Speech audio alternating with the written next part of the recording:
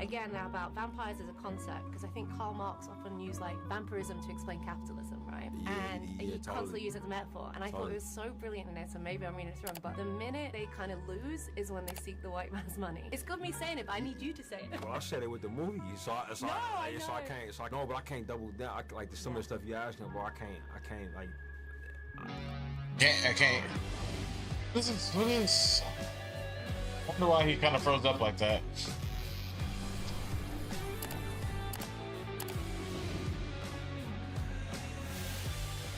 Pass. And we editing the film and mixing the sound, and sometimes I'll be like, oh, that's what I meant, and this wasn't based on anything like direct, so you pull from yourself, you know what I'm saying? So I see a lot of myself in it. We're gonna kill every last one of you. Warner Brothers agreed to spend $90 million to make Sinners and agreed to give you a cut of gross ticket sales. Warner also agreed, and this is absolutely key, to relinquish its ownership of the film team after 25 years. The Times reports, quote, some rival film companies were horrified. I need to do more of these missions. Almost thought I picked the wrong thing after I did that mission of so I'm Gucci. But nothing about this deal is a new thing, you know. What's your guesses, Ryan? It's not a con. Let me up there. Tina's. I'd rather not say. I beat the first one. What do we get from this one? Necklace and helmet. So we're going necklace for sure, 1000%. So this handsome black man is named Oscar Micheaux, and he owns the title of being the first black director of major motion pictures in American history. Micheaux was born in Chicago in the late 1800s after the end of slavery, but still within Reconstruction and then obviously Jim Crow. Micheaux seemed to have an innate hustler's mentality, working numerous professions and business ventures, trying as much as possible to be his own boss, which led him to be a homesteader in South Dakota in 1910. Here he developed the knack for storytelling in fiction and eventually film, writing his first book based on his experience as a homesteader in 1919, which he eventually turned into a movie. Much of Micheaux's work is lost to me. A glance at his Wikipedia page indicates that he has dozens of movies that just are not in circulation. But from what is known of his work, it's clear that way back in the 1900s, black artists like him were concerned with issues of race, who played that? Liberation.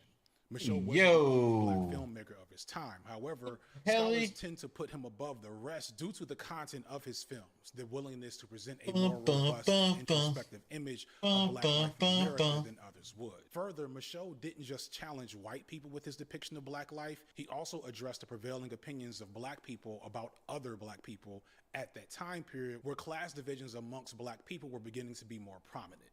He was a pioneer in that regard. Because of this, he often faced protests and censorship for his films. The Hollywood system that we know today didn't really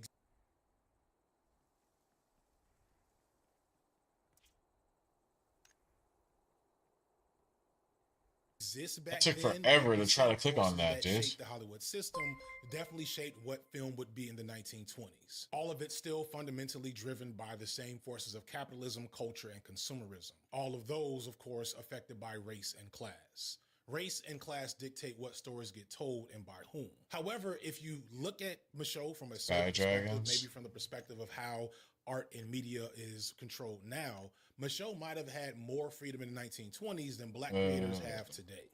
Hollywood wasn't as much of a capitalist machine yet, so he didn't have to worry about. I know you love it, my man. Also, since when you're interested in history, I've always been interested in history. I just think that I'm only really interested in Black history.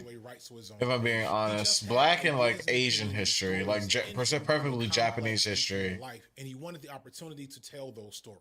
Micheaux might seem like a tangential figure. Like when I saw this, I was like, ooh, I like. What was the title? The Real Horror Behind Sinners, and I love Sinners. Sinners to me was like one of the most phenomenal movies ever created. And so I'm like, oh, what the fuck's this guy got to say? Like, this guy is a YouTuber that I found one day, just like looking around, and I forgot what other video he did for me, or he did. not for, well, I watched it. He did, but it was just really well put together, really like well thought out, and I just like the way that he did his delivery overall. So I just kind of like followed him since then. But he put this one out, and it caught my eye. Of the question I'm going to be This came out yesterday too, so and it was like an hour. I was like, oh, okay, why not? Like Sinners so much. So what was your favorite part of the movie? What was your favorite part of Sinners? Oh man, I think, as cliche as it is, I think the "Somebody Take Me" whole sequence was just so beautiful. As someone who like loves Afrofuturism, it just felt like such a tribute to that entire movement and the entire idea of this interconnectivity throughout, you know, specifically Black Americanness, but Black culture going backwards and all that connectivity. The history of music that happens in the, like, that just comes out of not nowhere, because it's been very music heavy, but suddenly that Ryan Coogler clearly decided The movie I like So, Dusk Till Sinners is a Dawn movie combined that with the low-key showed versions success. of Ryan Coogler. On paper, Sinners With the sounds visions like of Ryan a corny Coogler. idea from like a black goth kid Movie is Sinners but is in like Dusk Till reality, Dawn Sinners combined was with the a visions of veritable Ryan musical Coogler. pride Okay, of okay. affecting I got you. I got you. I've never seen Dusk Till Dawn. I need to add that to my list really quickly. Hold on.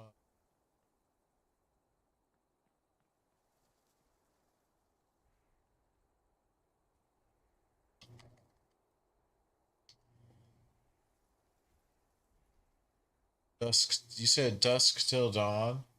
Yeah, that's what you said.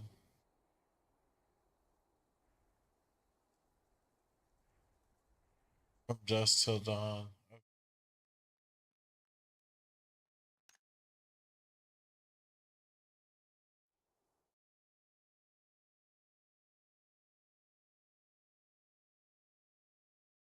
Dude, why do I keep getting invited to these Boy format. fucking like Entirely. It's just what plus two groups? photography. It's just 65 It's millimeters. crazy. I just be wanting to fucking do the first one. Using old stale grease. I ain't never used stale grease, and you know. Shut up, Annie. A nice helping of social commentary and lots of love for Black art and music.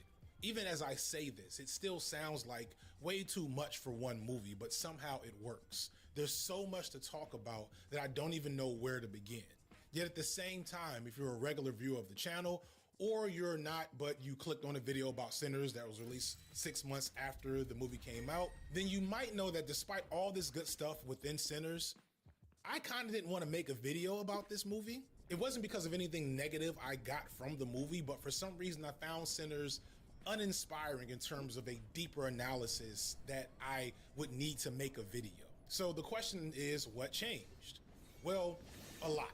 And a lot of it comes back to that question. Why did we like Sinners so much? And what does it tell us about the nature of Black art, which I think the movie was greatly about? I promise it'll make sense by the end. This is the Black Media Breakdown. The movie is dealing with like archetypes and what would become good culture. And it's really something that Coogler has always had. He's always had a knack for writing Black men. I wrote the original script based off of my relationship with my uncle. You know, when I found myself doing, I wouldn't think about him if I was listening to all the blues records. You know, it would kind of conjure the spirit. It would be like you were sitting there listening with him. Part 1, what made Sinners so amazing? And understand, because I love the movie, that question is also to me. It's not a rhetorical question or meant to be snarky or ironic. It's not a gotcha. It's more so challenging us to do a self-inventory of our vulnerability to media to figure out what makes us tick, and how Coogler is probably better than anyone ever has been My bad. at doing this. Cedric Robertson. Okay, okay. A movie this great deserves more than stands who get hypersensitive when someone says. Remember he said that he didn't want to do this. The highest praise. So I want to contribute to I that die. by engaging in maybe the most important form Look at of us. criticism around any piece of media, which is criticism that also asks the viewer to interrogate themselves. As a show of good faith, I'll start with myself. I knew Sinners was different when I encountered probably my second favorite scene of the whole movie, a third of the way in this moment between Smoke and his estranged lover Annie. And there's a lot of reasons to love this scene. It's What a the great fuck? performance by both actors. It's a really dramatic, important beat to understanding Smoke and Annie's characters. I don't know how many times I'm going to say this, but Michael B. Jordan really deserves an award. Wunmi Mosaku is also a chameleon, and she's a character actor in a variety of roles and often feels like a complete different person in all of them. So there's a lot of great elements of acting and representation here. The one most people talk about is Wunmi being a larger, dark-skinned black woman and being depicted as the lover of a lighter, more traditionally attractive black man. The absence of representation in this very normal type of coupling that you see in real life is so bad that some people first assumed that Wunmi, who was the same age as Michael B. Jordan, was playing his mother. The movie was cast, because I know you have a casting person, but he's involved in that. Right. Even though the movie is cast, is not the way Hollywood would cast that movie. If Hollywood's in charge, they're not casting Wunmi as the romantic interest. And I hate the fact that he said it with such authority. Damn. And I don't want that. And I love the fact that that's again a meta. 3 consecutive streams. Thanks, bro. Hell yeah, man. Ryan is goes like, boom. This guy looks like that fucking famous guy from that band, like the Black something. I forget what they're called. Like the Black Eyed Peas or something. No, not the Black Eyed Peas. That would have gone down. It's the guy that's you know, her his name. thick and and she's, you know, they would have called her plus size or something ridiculous, you know. Like that's the difference between a black person in charge who's making the decisions and has surrounded themselves with other black people and in the best way possible, allies who understand what the assignment is. Another aspect of representation was the engagement with hoodoo as legitimate practice. Hoodoo being an umbrella term for a variety of traditional African spiritual practices that survived the Middle Passage and slavery. Something that is still practiced to this day by black people, often by black women. Hoodoo is different from voodoo, but like voodoo, is often depicted with this fantastical supernatural affect, which while that may be more interesting on screen, is often greatly misrepresenting the actual practice. And while I'm sure this wasn't the perfect representation of this practice compared to its real life counterpart, I've heard a few hoodoo practitioners say that this is the first time it felt like the representation of this practice was done with respect and not turning it into a farce. What I appreciate about the depiction of hoodoo, as I feel about any sort of like West African diasporic practice in this lens, is it being taken seriously. And so to see hoodoo being treated as communal, as root work, as something that was people going to Annie as like this important part of the community to go for health and understanding. And also that like just kind of like any kind of faith, it's not magic, it's not limitless, it cannot bring back the dead, but it can provide comfort and a sense of grounding in this moment and identity. And that it was something that Annie was very much is like, I was praying for you the way that my mother prayed for me, that this is something that is ancestral and bound to her intimately. So that representation this shit is great, deep, but for me, it was bro. a third thing that stuck with me. And that's when I've heard of hoodoo before though. Special powers on smoke. That's like really interesting to hear like other people like actually talk about like it coming back or it being like something that's or complex love scene. But this specific moment to me sent me on a spiral of thought. When was the last time I saw a straight black man on the receiving end of this type of pleasure on screen in a serious tone? This is the type of pleasure that implies a deep connection to the person on the giving end. The type of pleasure that can only occur when someone, as Annie says in the scene, knows your body in ways that black men are often discouraged to understand about themselves. Again, shout out to Michael B's acting here.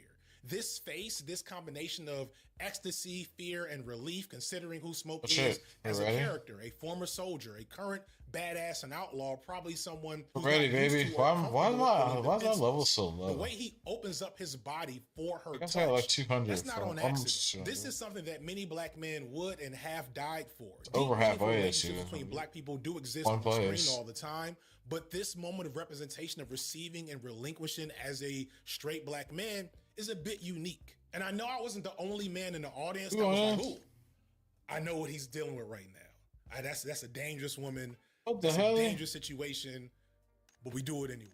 So why did this scene connect with me and those other men? Because these are things I care about a lot. I made whole videos about black men's sexuality. And one of the core arguments in those videos is showing how black men's sexuality is often depicted as aggressive, dispassionate, dominating, etc. The highest mass collection are all I've real seen. aspects of how black men express and experience sex, but it's not the entirety of black men's sexual being.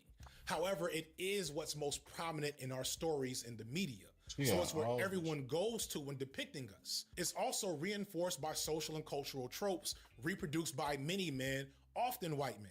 And it doesn't take much to make the observation that many men, white and black, kind of act like they don't actually like He's a women social or role sex play. in general. Aw, Not in the that's sense of saying cute. they're secretly gay, because gay men will tell you they deal with the same problems too.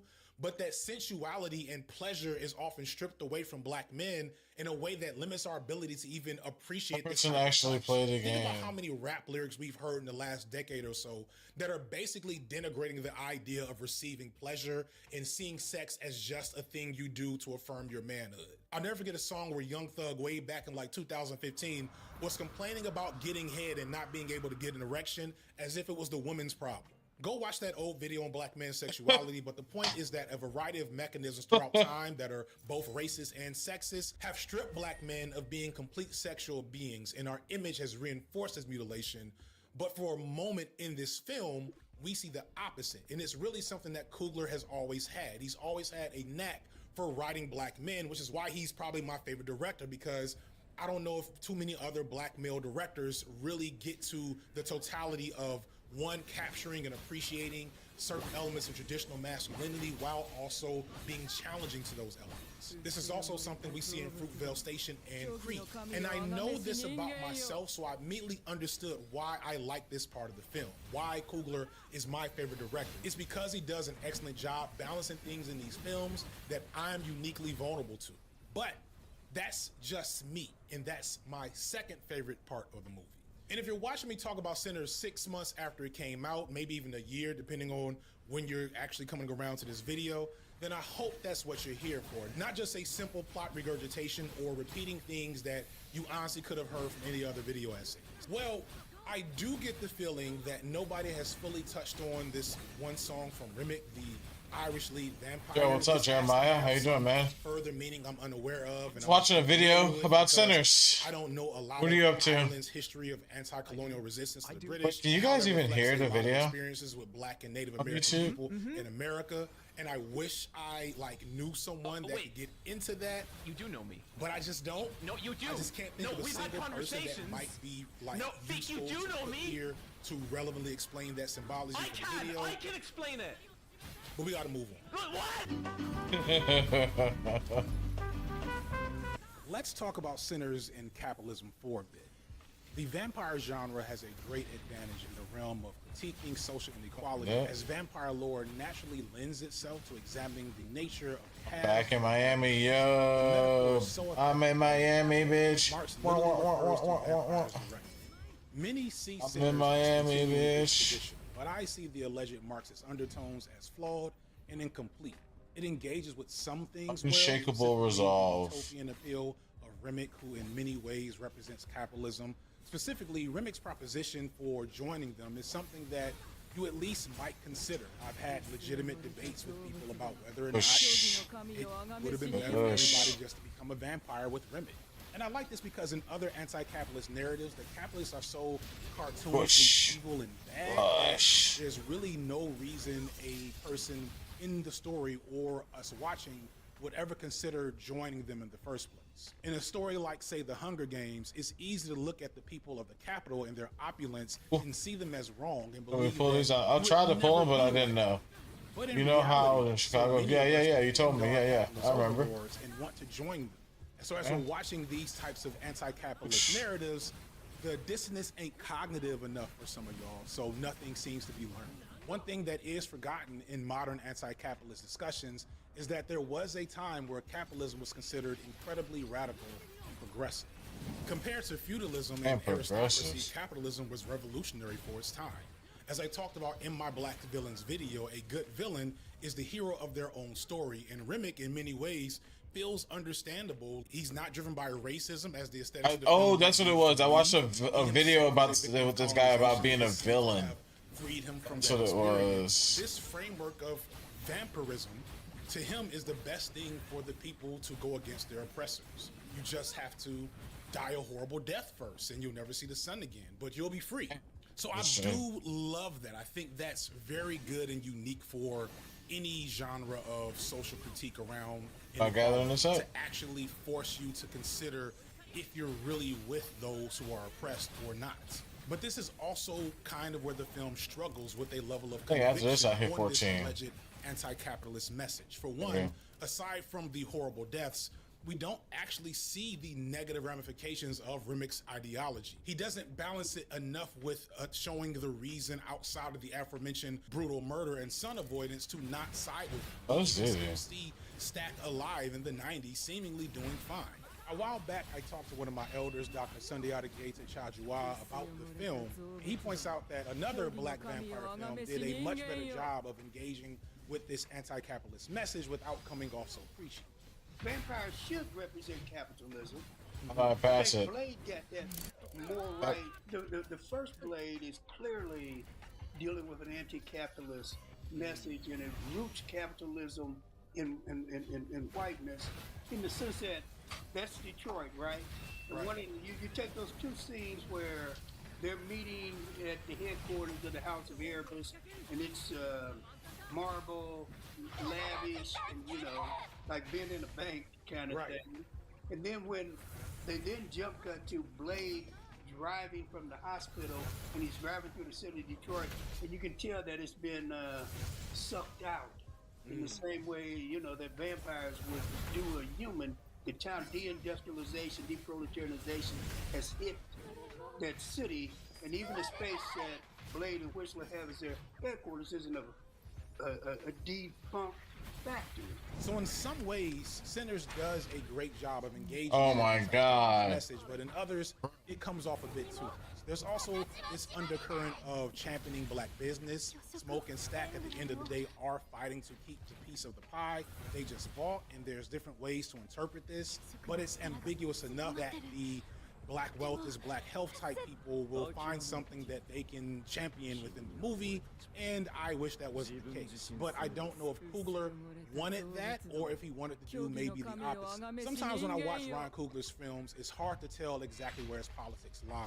He seems to indicate a lot of progressive, maybe radical politics, but a lot of that is left up to interpretation, and that interpretation can sometimes go in a different direction. And I find myself wondering where he really stands on a lot of things. And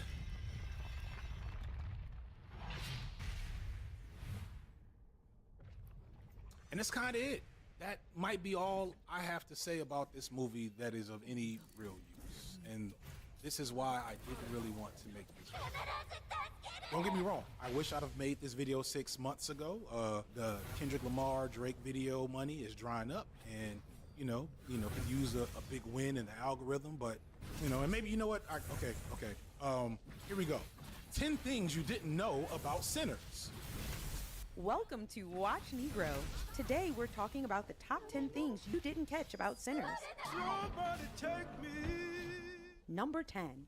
Ryan Coogler is clearly a munch. Not only are all the men horny for pleasuring their ladies in this movie, but look at that man's mustache. That's an eater if I've ever seen one. I want to again be clear. It's not that I didn't like the movie. I love this movie. But something about this movie, and more importantly, about the response to the movie, is off. And the nature of this, the fact that I could use this piece of art to make my own uninspired piece of art for the sake of making money and paying for the things I need to pay for. But this specific time, it wasn't right for me. It was too easy of a layup. And while I started this channel like on a whim, right? Because I wasn't satisfied with the way people talked about black media on YouTube. Over time, I started to adopt a more grand purpose for the channel. I also grew as a creator and a person and a thinker, and my politics changed. I've come to recognize that what I was really frustrated with when I first started the channel was not the absence of the type of media I wanted specifically, but the nature of black media in general. And I recognized pretty quickly that even as I was becoming successful, I was also suddenly included in that problem. And I've struggled at times with understanding and managing that feeling, that I was in this machine that I was critiquing. And I needed my channel to continue to grow, but I also needed to feed my soul and make things that I found interesting and inspiring. And a Sinners video essay was not it. Ironically, this really great original black film, one of the most successful original films, black or otherwise, to come in decades, that happened to be about vampires, left me feeling kind of sucked dry. And then I hit 1 million subscribers, and it started to dawn on me that while I was going through the struggle, I was also becoming the biggest black figure in my genre on YouTube. And while it hasn't made me the wealthy, famous YouTuber I often joke about being, it has altered the reality of the space I occupy. I'm big enough now that legendary rappers and scholars mention me and my content on some of the largest platforms around. Yeah, I really don't watch documentaries as much as I watch video essays. That's how I be learning everything. FD Signifier, you ever people? That's my dog. I hate this game. That's the one. I fucking hate this game, bro. It's like I have the fucking thing to do it, and it doesn't do it. My name has gotten big enough to be farmed for content by bad faith actors and Twitter trolls. I've stopped being the scrappy underground figure, and now I am within the establishment. I am one of the big dogs. And while there's drawbacks, it has also been extremely beneficial, not just monetarily, but in what I'm able to make now. And that excites me. I'm excited that I can make bigger, cooler things on this How does my all go off after? multinational corporation platform, who are also one of the biggest government contractors in existence. And that's Holy when it shit. hit me that my love for Ryan Coogler isn't just about his art. It's about his unique plight and position in this machine and how I can kind of relate to that, or relate to what I assume that plight might be. And I recognize now that Sinners was special, but also kind of dangerous. Dangerous, at least, if we don't unpack and understand what it did.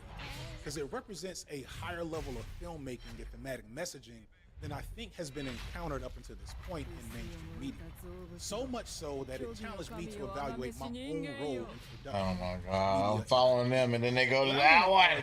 Is that with Sinners, I'm trolls. Coogler, in a way, is signaling the end of black art, the top of the mountain, the pinnacle. Holy fuck, this place. As he's kind of done with all of his films. Holy. The movie was able to do something. Oh, I talk, so I count as a viewer. Hell yeah, welcome. This beautiful, radical piece of black art that also was wildly successful for a machine. Holy fuck, this game. Seek to destroy a beautiful, radical piece of black art.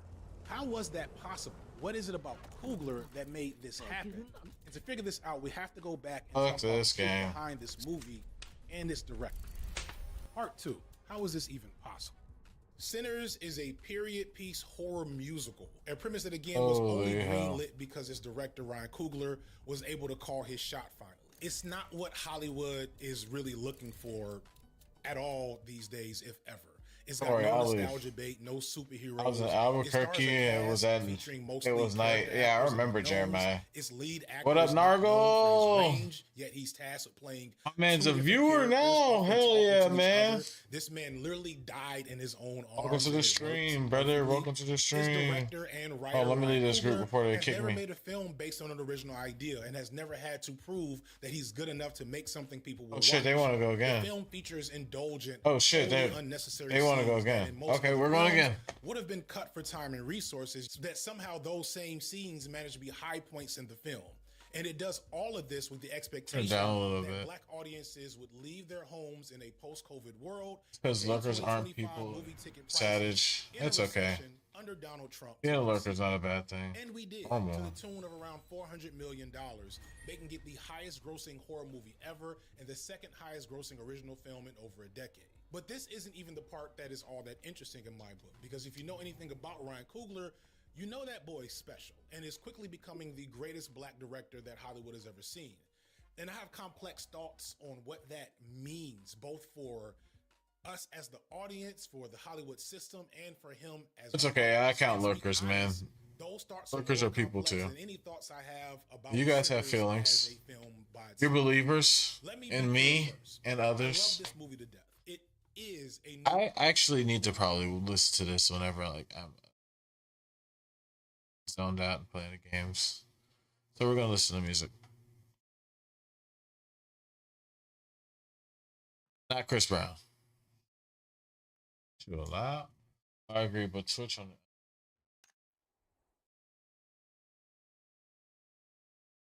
Hey, fuck them though, man. Fuck them though, man. Just be yourself, man. You know.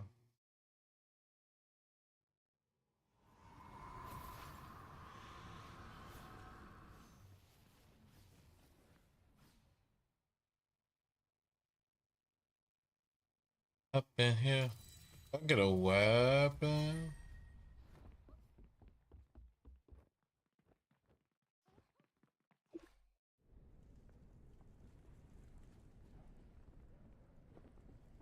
I just do it. Damn, that would fucking.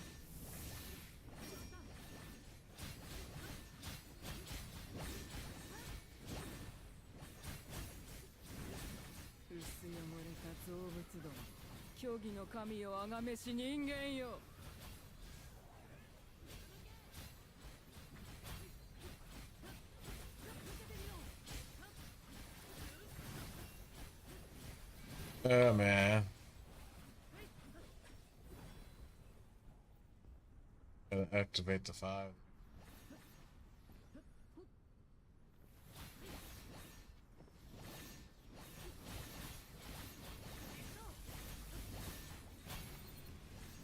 What?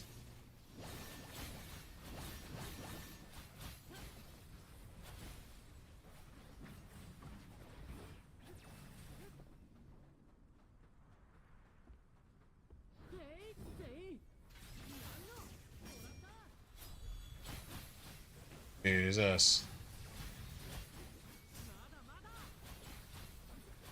Okay, we'll let it go. We'll let auto here.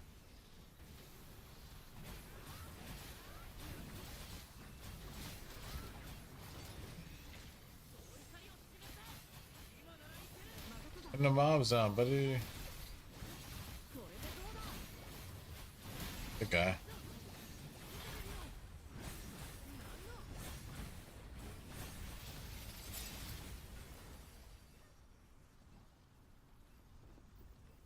Just need to press like.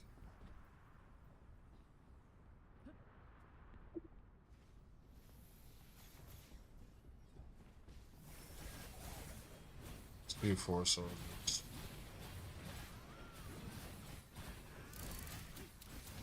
I see the soldiers.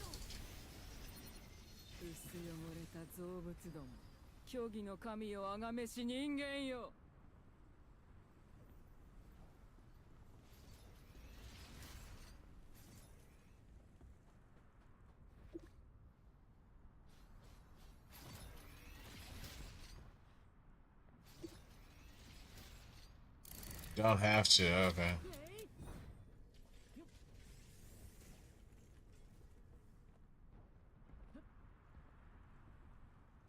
We don't have to do the 2 for points now. That's what I thought too.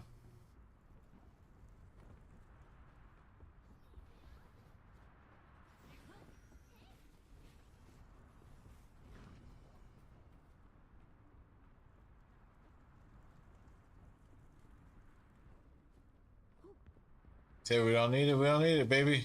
We move on.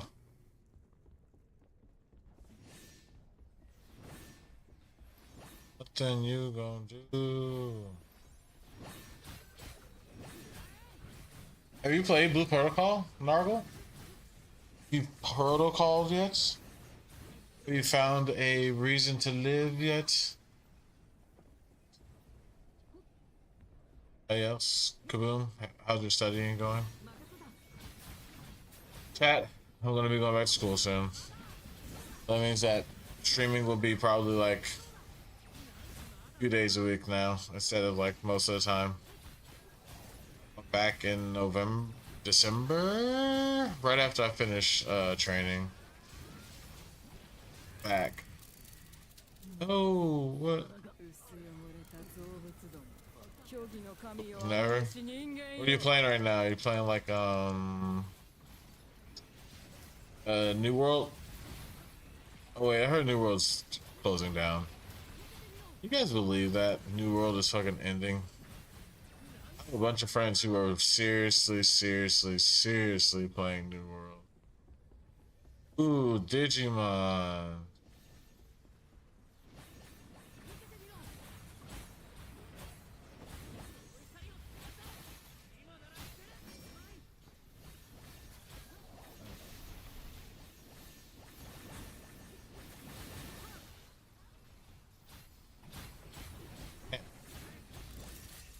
Right there. Hey, got him.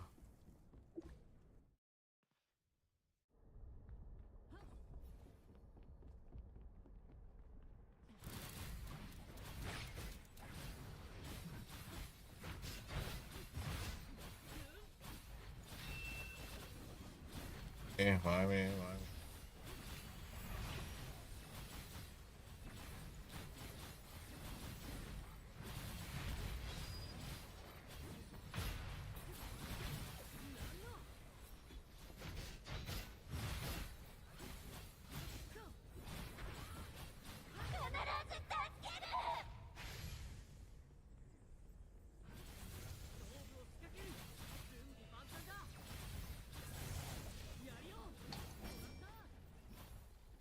watch that shit, baby.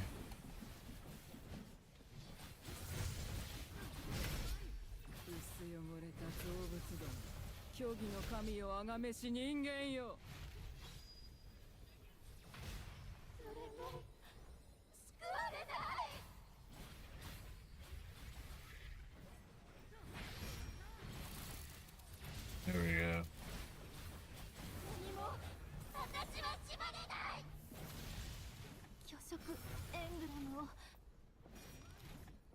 Ah.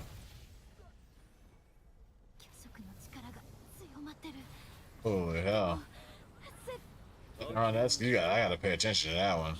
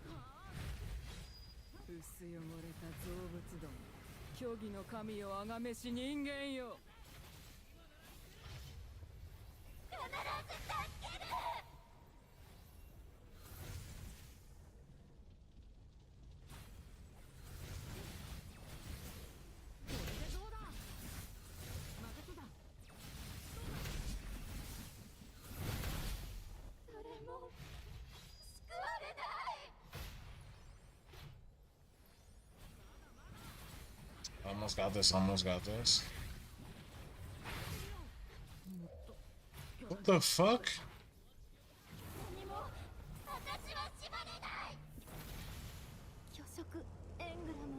I think I'm like pinned. Getting pinned at like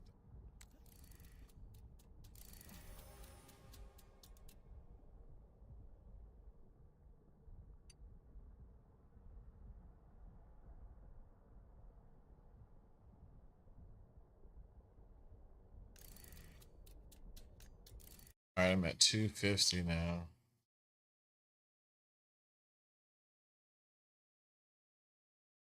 Or is that 250 for that one?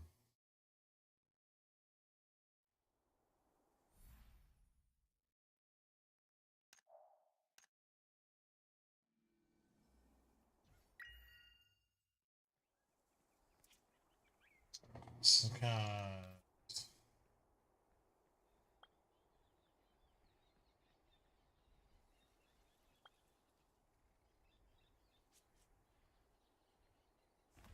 Check my bag. Ooh, a crit mastery. Watch this be dog shit. It's gonna be dog water so much. It's gonna be actually it's gonna be good. It's gonna be good. Attack speed. Really?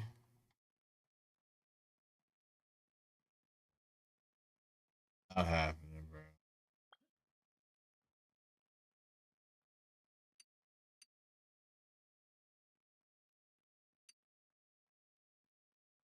That's strength, so I gotta wear it.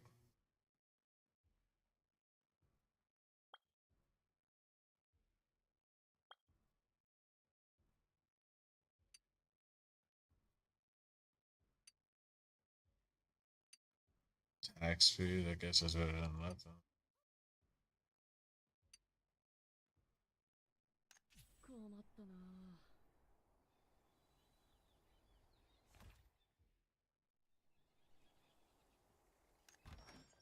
It's gonna really sell.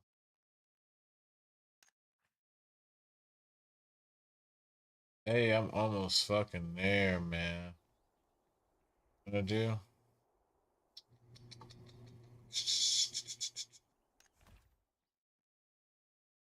All of them.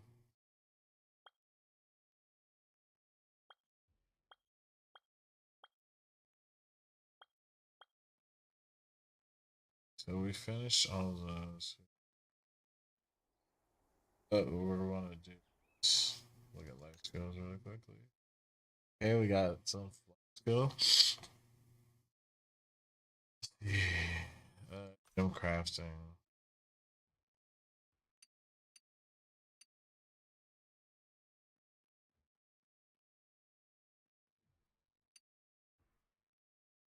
Look at me.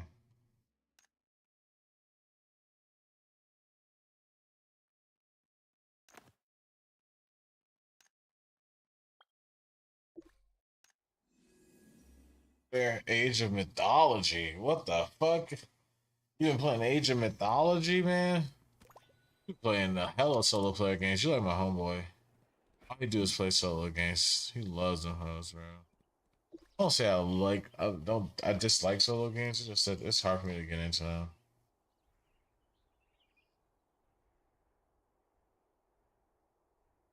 Oh yeah, I just make 11 of them hoes. Yes, they sold for a pretty penny. And with that, it was like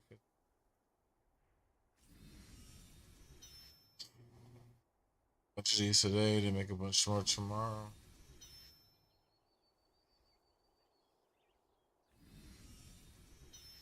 Crazy. I'll be going crazy. I mean, 6. I gotta make 6 more of these hoes. Not bad. Give me some of this good water.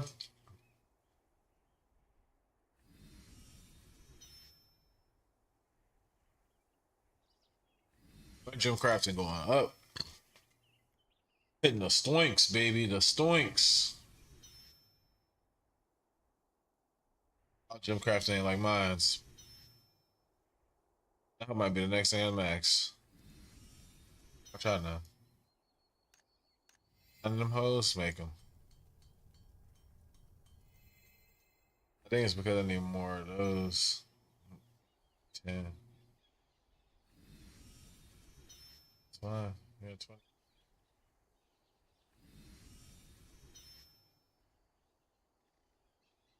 So, tomorrow.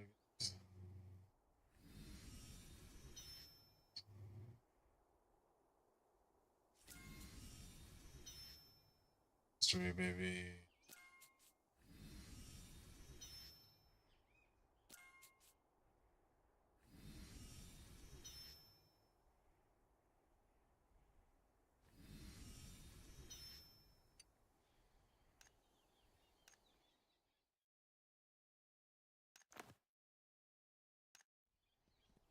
Just gonna make these. Yo, good night, dude. Try not to shit yourself like you just did again. Asshole's bleeding.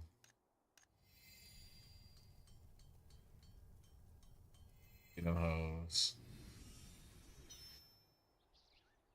Hey, baby. So now it's going to store.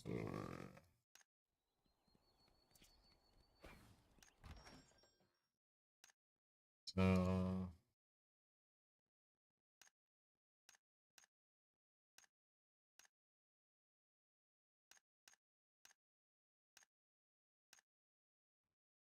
why not?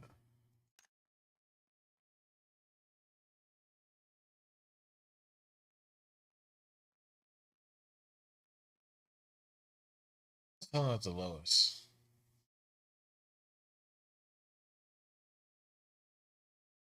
It's crazy to me that sells at the lowest like that.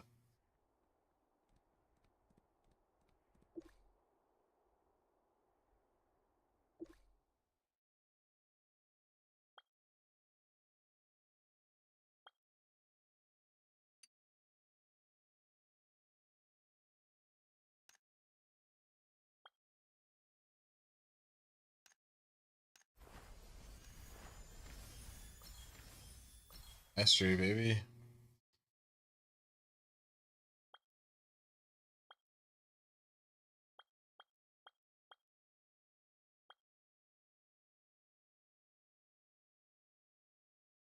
Yes.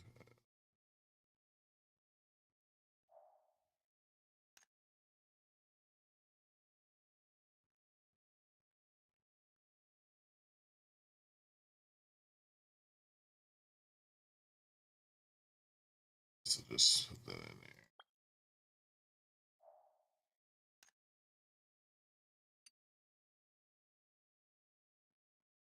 Strength. Mastery. I guess I'll keep it.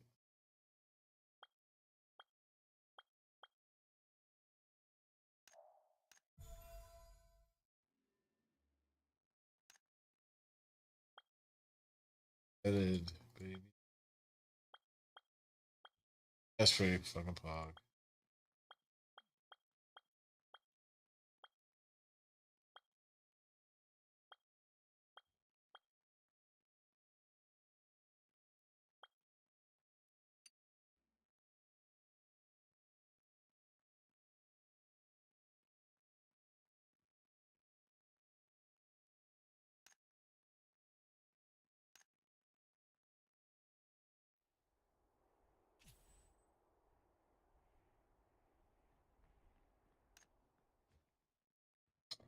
Let's see.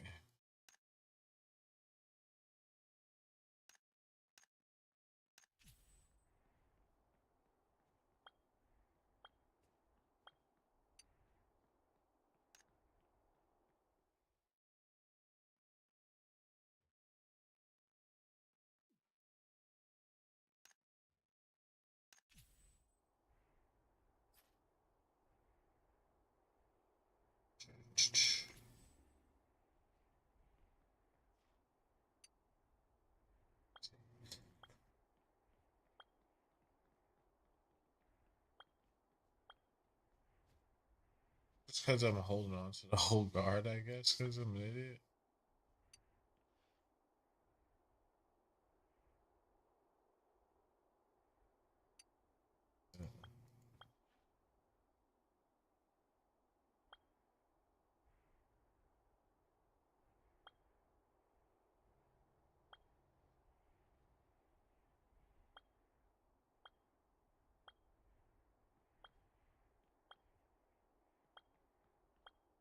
I like to. There is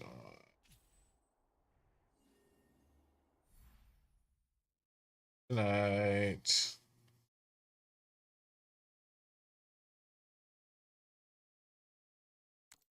I'm gonna probably go to bed soon too myself. I gotta start going to bed probably at like 10 so that I can start like getting more accustomed to like my new schedule. I gotta wake up at like 4 a.m. baby. Adult shit. Go to work.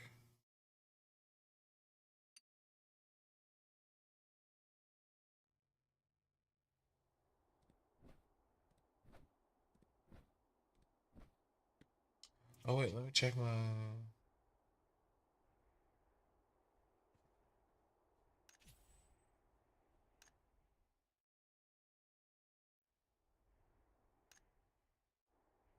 Oh, I'm trying to look at.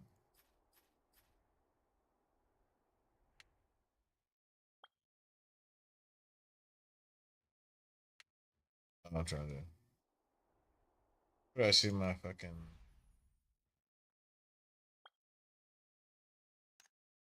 Master Seal. Oh, I got 250.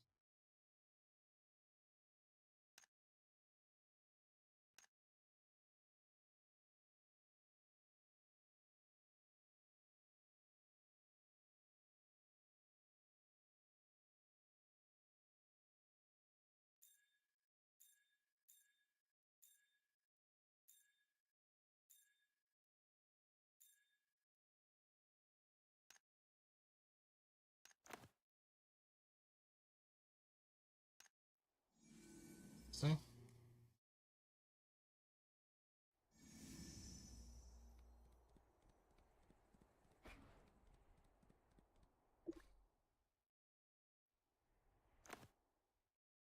That's not at all what that was.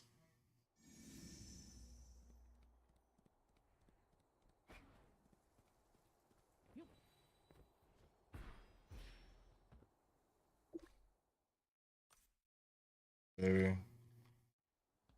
Check something.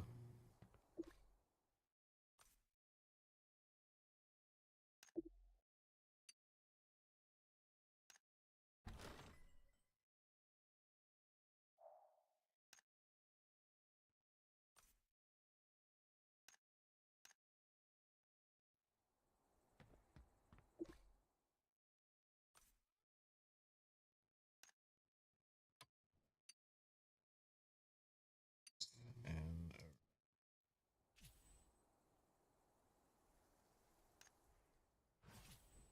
first.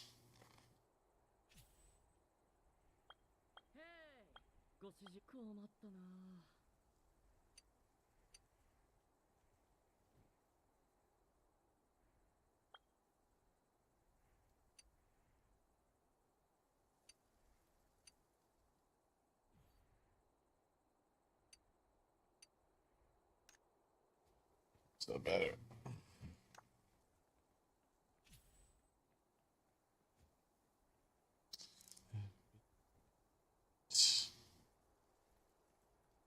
Ooh, man.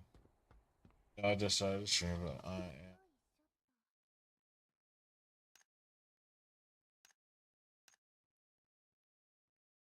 am. Ooh.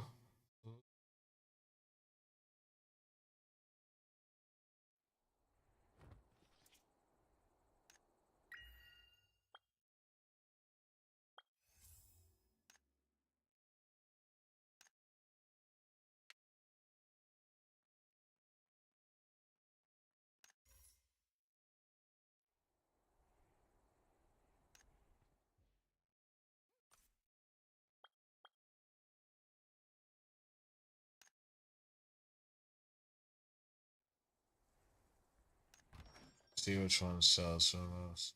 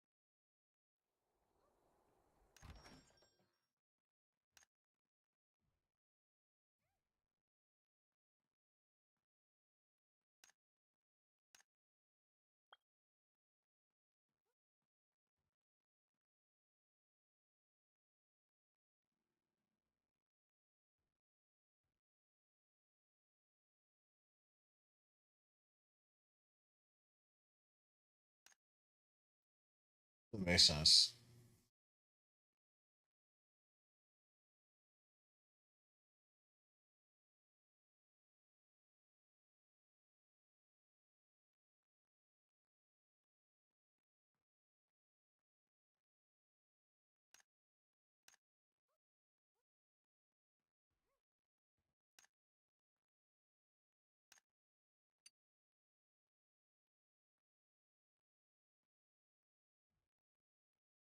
Oh, it's acting like that.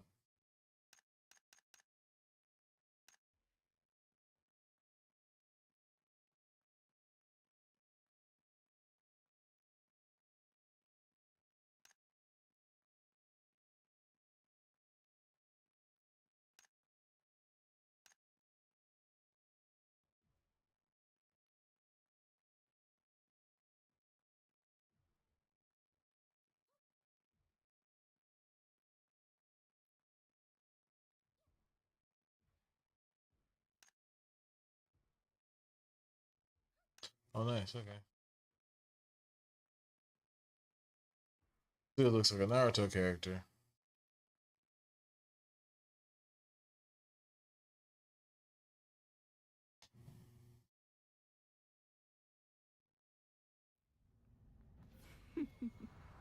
Singing.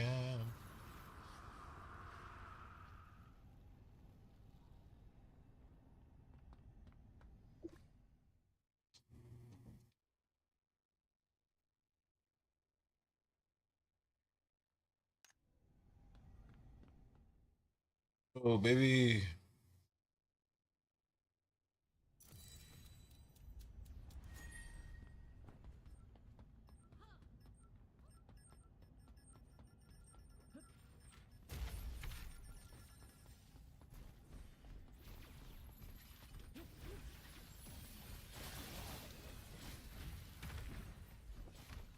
Oh, damn. Live stream next week, Batman. Yeah. What day you want to do it?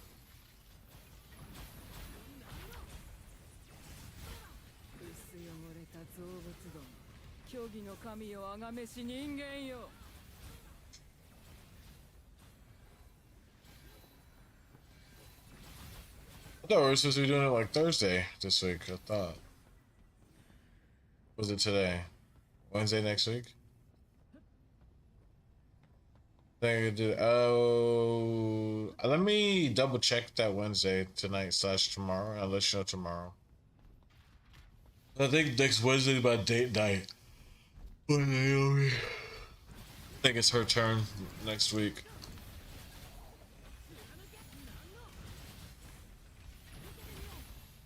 Double check that, but I think I can.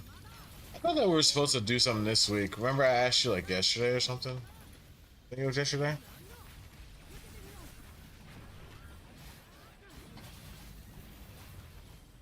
I think. But maybe, I don't know. Check your calendar real quick and let me see. We planning for something this week? I know it was when you were streaming when I had asked you. I just came when you were streaming. I was like, "Yo, you want to play Batman right now?" And you were like, "Oh, I'm about to go to bed."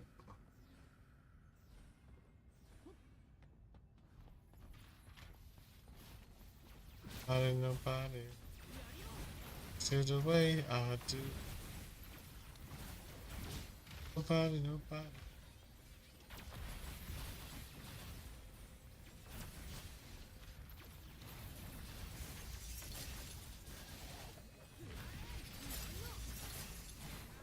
I didn't nobody. Way I do. Nobody. Got you the way I do. Nobody. Got you the way I do.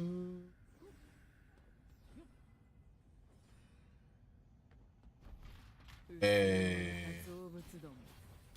Okay, next week, yeah. I was bugging. Can't do Thursday, okay. Alright, yeah. Wednesday, next Wednesday. Okay, I'm gonna let you know for sure. Let's try to do Wednesday or Thursday. Can you do next Wednesday or Thursday next week?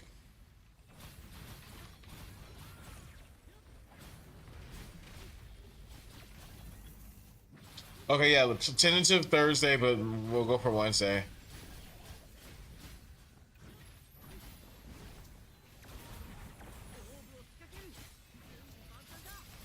To do the pants and do the rock away.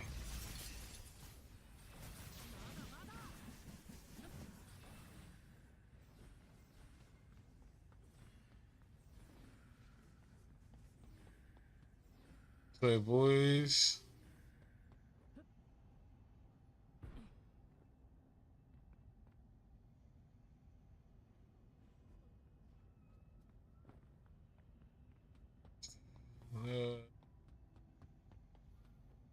Damn.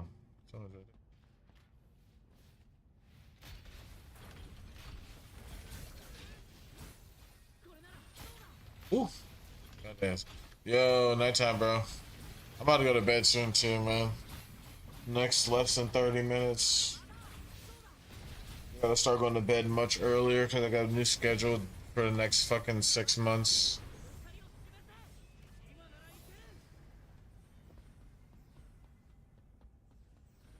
Fucking sucks, but it is.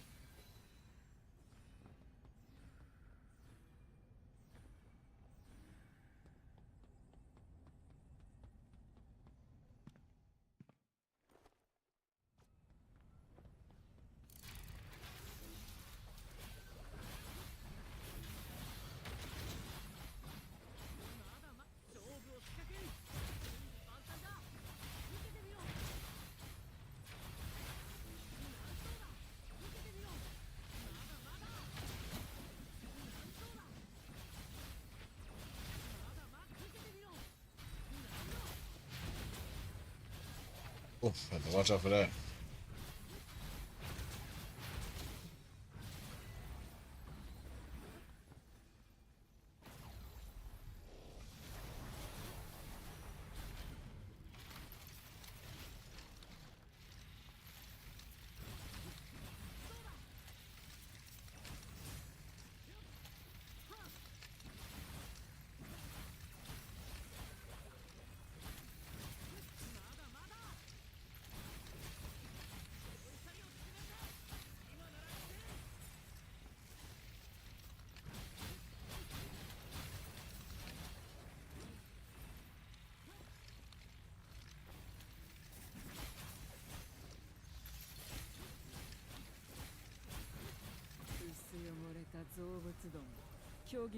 I'm the one that grouped all those zoos together.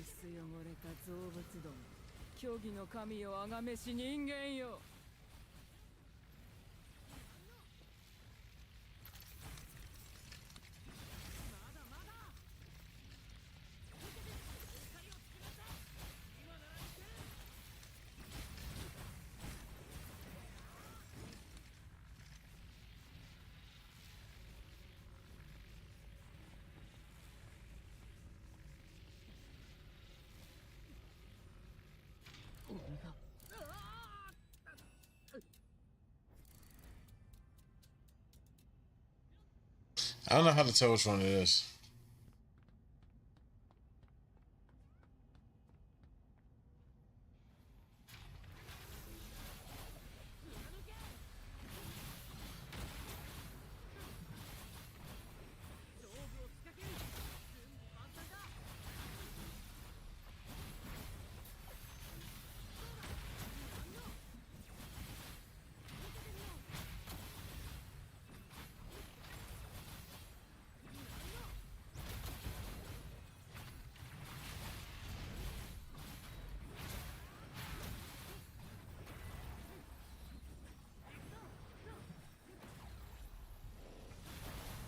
Back, baby.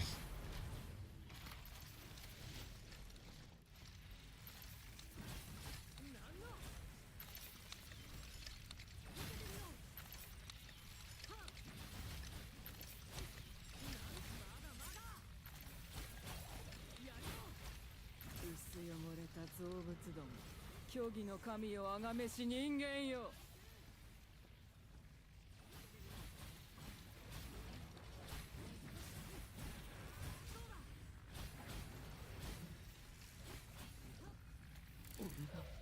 負けるなんて。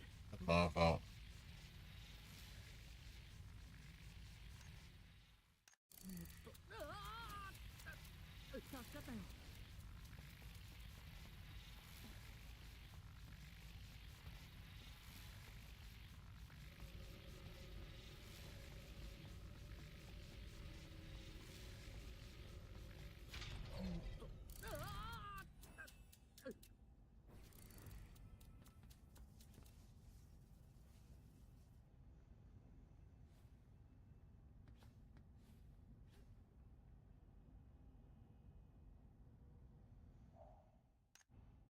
It's okay. I'm going to bed. Thanks for watching the stream, guys. You guys have a good night.